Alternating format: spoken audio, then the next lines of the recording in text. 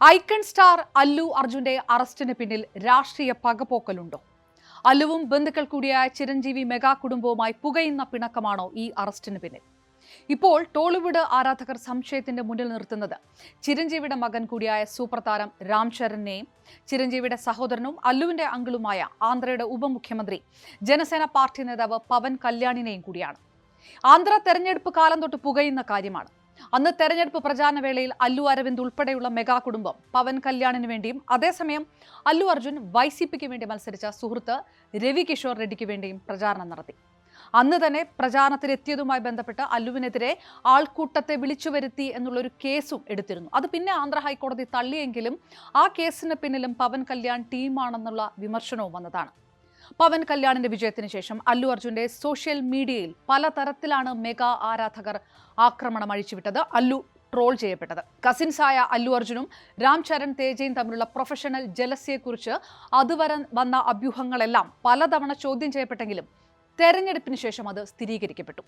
രാം ചരന്റെ വരാനിരിക്കുന്ന ചിത്രമായ ഗെയിം ചേഞ്ചറിനെ കുറിച്ച് അല്ലു അർജുൻ മോശം പരാമർശം നടത്തിയെന്ന റിപ്പോർട്ടുകളും ഇതിനിടെ തീയിൽ എണ്ണ കോരിയൊഴിച്ചു. മാത്രമല്ല, അല്ലു അർജുൻ ആർമി എന്നറിയപ്പെടുന്ന അല്ലു അർജുന്റെ സോഷ്യൽ മീഡിയ ആർമി രാം ചരനെയും മറ്റ് നായകന്മാരെ അവരുടെ സിനിമകളെയും എല്ലാം കുറിച്ച് മോശം ക്യാമ്പയിൻ നടത്തുകയാണെന്ന് ആരോപിച്ച് രാം ചരൺ ആരാധകർ തിരികെ ക്യാമ്പയിൻ നടത്തി. ഇതിനൊക്കെ ഇടയിലാണ് അല്ലു അർജുന്റെ അറസ്റ്റ് ഉണ്ടായിരിക്കുന്നത്. ഇത് മാത്രമല്ല, തെലങ്കാന മുഖ്യമന്ത്രി രേവന്ത് റെഡ്ഡിയും അല്ലു അർജുനും തമ്മിലുള്ള പിണക്കവും കൂട്ടിച്ചേർത്ത് വായിക്കപ്പെടുന്നുണ്ട്. പുഷ്പ റിലീസിന് ഹൈദരാബാദിൽ വന്നപ്പോൾ എല്ലാവർക്കും നന്ദി പറഞ്ഞ അല്ലു രേവന്ത് റെഡ്ഡിയുടെ പേര് പറഞ്ഞപ്പോൾ തപ്പിത്തടഞ്ഞു എന്നൊക്കെയുള്ള ബാലിശവാദങ്ങളും സോഷ്യൽ മീഡിയ ആക്രമണം അല്ലുവിനെതിരെ വന്നതാണ്. അല്ലെങ്കിൽ തന്നെ തെലുങ്ക് സിനിമ ഇൻഡസ്ട്രിയിൽ പിടിമുറുക്കാനുള്ള രേവന്തിന്റെ നീക്കവും ഒക്കെ നേരത്തെ തന്നെ നാട്ടിൽ പാട്ടാണ്. അതിനു മുകളിലാണ് YSR പാർട്ടിയുടെ നേതാവായ രവി കിഷോർ റെഡ്ഡിയുടെ അടുത്ത സുഹൃത്തായ അല്ലുവിനെതിരെ YSRന്റെ കടുത്ത എതിരാളിയായ രേവന്ത് നടത്തിയ നീക്കമാണിതെന്ന് ഇപ്പോൾ രാഷ്ട്രീയ വിലയിരുത്തലും വരുന്നത്.